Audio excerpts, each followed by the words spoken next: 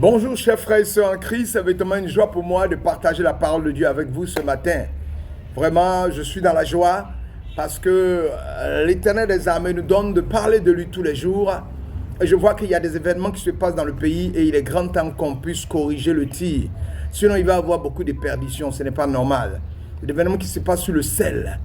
Et je vois sur Internet des enfants de Dieu qui se font utiliser par des personnes. On prend l'eau, on met le sel, on met du citron et puis on fait des bains. Les gens sont en train de se laver avec ça. Et après ils sortent, il y en a qui disent qu'ils sont fatigués, ils n'arrivent pas à se retrouver, etc. Je voudrais vous dire que franchement, c'est grave. Donc il faut qu'on rectifie le tir pour que les enfants de Dieu n'aillent pas tomber dans ces pratiques ésotériques-là, ces pratiques mystiques pour détruire leur vie. Voilà. Je suis Michael Bogus, serviteur du Dieu vivant. La Bible dit que nous sommes des enfants de Dieu et que le monde attend avec un ardent désir la révélation du Fils de Dieu. Il faut que nous puissions révéler les choses au Fils de Dieu afin qu'il n'aille pas se perdre. Prions le Seigneur, notre Père et notre Dieu. Merci ce matin de ce que tu as attiré mon attention sur le sel. Il faut bien que nous prêchions là-dessus pour faire sortir nos frères et sœurs de ce gouffre dans lequel Satan et ses démons veulent les amener. Au nom puissant de Jésus, libère-les pour la gloire de ton nom. Voilà. C'est un enseignement qui est long parce qu'il faut que je vous donne tous les détails sur ce qu'est le sel dans la Bible. Mais je vais prendre pour le moment l'essentiel que je vais vous donner aujourd'hui. Et puis maintenant, nous allons faire une étude étape par étape sur le sel. Voilà. Parce que je suis actuellement sur le thème des pasteurs et les qualités essentielles des pasteurs. Il faut que je finisse pour qu'on revienne sur le sel. Voilà. Le sel ne doit pas être utilisé pour des bains. Jésus est le sel par excellence. Et il nous a remplis de son esprit pour que nous soyons le sel de la terre. Voilà ce qui est la vérité. La Bible est un livre riche en symboles et en métaphores. L'un des symboles les plus courants et les plus puissants est celui du sel de la terre. Les lecteurs de la Bible peuvent aujourd'hui observer comment cette image est utilisée dans les Écritures pour exprimer un large éventail de significations, mon frère. Allant de l'amour de Dieu, de la loyauté de Dieu à sa justice et à sa sagesse. Nous examinerons de plus près le symbole du sel de la terre et expliquerons comment il est utilisé dans la Bible, où il révèle une signification profonde et spirituelle. Alors, ce que nous allons faire, nous allons explorer le rôle du sel dans l'enseignement biblique, ses symboles et sa signification pour les croyants que nous sommes. Parce qu'on risque d'être perdu par ce qui se passe actuellement. Au travers des enseignements de Jésus, des évangiles, de l'amour du Père et des œuvres des disciples, découvrons comment le sel est utilisé pour illustrer les messages spirituels essentiels. Le sel de la terre dans la Bible est un symbole puissant, mais pas quelque chose qui doit être utilisé sur la terre aujourd'hui pour être pratiqué. C'est un symbole. C'est-à-dire que derrière le sel se cache une parole de l'Éternel. La Bible est un livre riche en métaphores, comme je viens de le dire. Donc, nous allons aller à ce qu'on appelle l'essentiel. Un symbole puissant. Voilà. Le sel de la terre est un symbole puissant. Le sel de la terre est un symbole dans la Bible.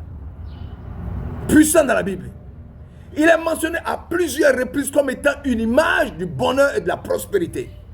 Dans l'Ancien Testament, le sel est associé à des promesses divines et à des engagements scellés entre Dieu et les Israélites. Dans le Nouveau Testament, le sel de la terre est aussi mentionné comme étant une image de l'Église et de sa mission sur terre. Une image de l'Église et de sa mission sur terre. Le sel était très prisé dans la culture biblique, car il servait à conserver les aliments, à donner du goût au repas. Par conséquent, il symbolisait la pureté et le plaisir. À l'époque biblique, le sel était également utilisé pour sceller un marché ou une alliance entre des personnes ou des nations.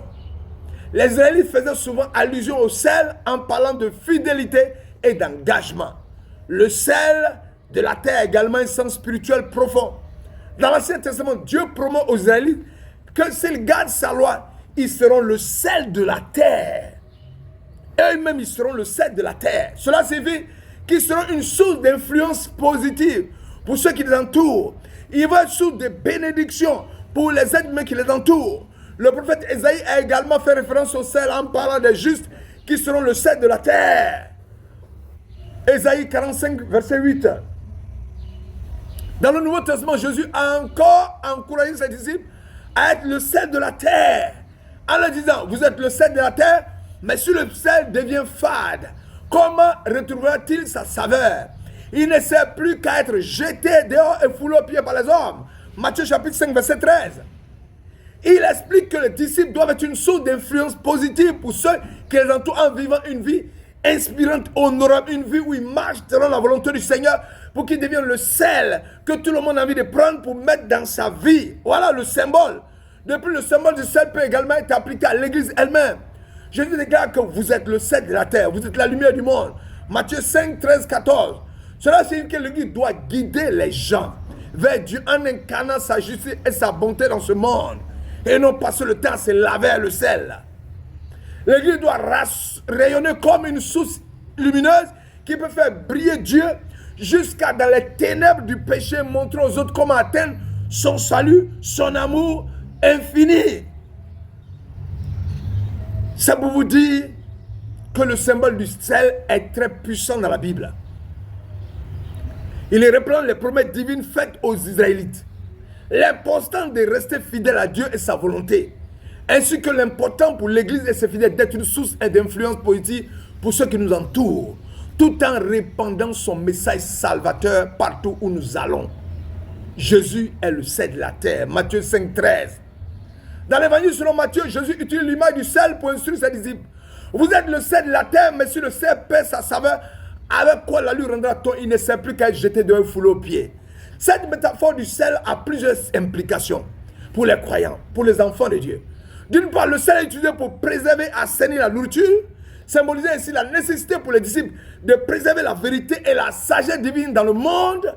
D'autre part, le sel peut également représenter la pureté et l'intégrité des disciples qui sont appelés à être des exemples pour les autres. C'est ça le rôle, le symbole qui est derrière le sel. Enfin, si le sel perd sa saveur, il devient inutile. Tout comme un disciple qui ne vit pas selon les enseignements de Jésus perd sa valeur spirituelle. Voilà ce que le Seigneur voulait dire. Donc mon frère, ne va pas te laver à le sel du citron. Ne va pas tirer sur toi des démons.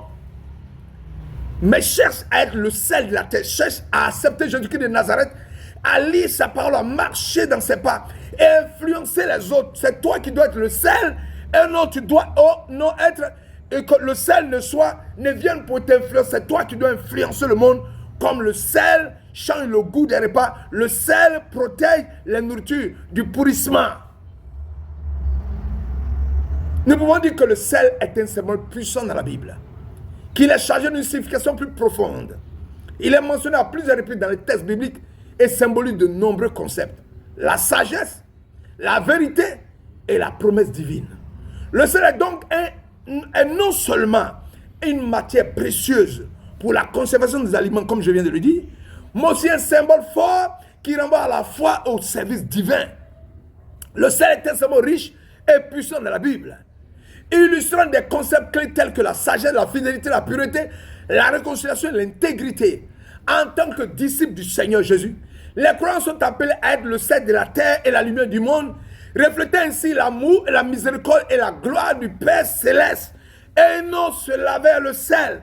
Sors de cette abomination satanique qui est pratiquée par les démons pour vous dévier et vous amener à la mort. Afin que vous soyez possédés par des esprits maléfiques. Des personnes disent, je finis de me laver avec ce sel-là, mais je suis fatigué, je suis abattu, je suis tout le temps malade. Oui, parce que tu as pris des démons. En puisant dans la force intérieure, la sagesse divine, les croyants peuvent résister aux tentations, aux épreuves, de se laver le sel et demeurer fermes dans leur engagement envers Dieu. En fin de compte, le sel est un symbole d'espérance, de transformation, rappelant sans cesse aux croyants leur vocation à vivre selon l'enseignement de Jésus et à rayonner l'amour de Dieu dans le monde. Voilà. Le sel est un symbole d'espérance, de transformation, rappelant sans cesse aux croyants leur vocation à vivre selon les enseignements de Jésus et à rayonner l'amour de Dieu dans le monde. C'est pour ça qu'il dit, si le sel perd sa saveur, nous ne devons pas perdre notre saveur. Nous devons demeurer ce sel-là qui va toucher les êtres humains. On ne t'a pas demandé d'aller te laver le sel. Arrête cette pratique, c'est une abomination. Dans l'Ancien Testament, on avait besoin du sel. Aujourd'hui, Christ est venu. Christ est le sel par excellence qui est venu mourir à la croix. Et il t'a communiqué le fait qu'il soit le sel par excellence, afin que toi, tu sois maintenant le sel qui va donner du goût aux êtres humains, qui va changer la vie, qui va les transformer et qui va amener dans la vie la sagesse et la marche avec le Seigneur. Voilà ce que le sel est. Arrête de te laver les yeux. Si tu avais prévu d'aller te faire laver le sel et le citron, arrête cela. C'est une pratique ésotérique, c'est une pratique mystique. C'est des pratiques de la Kabbale. Et ce ne sont pas des pratiques spirituelles qui viennent de Dieu.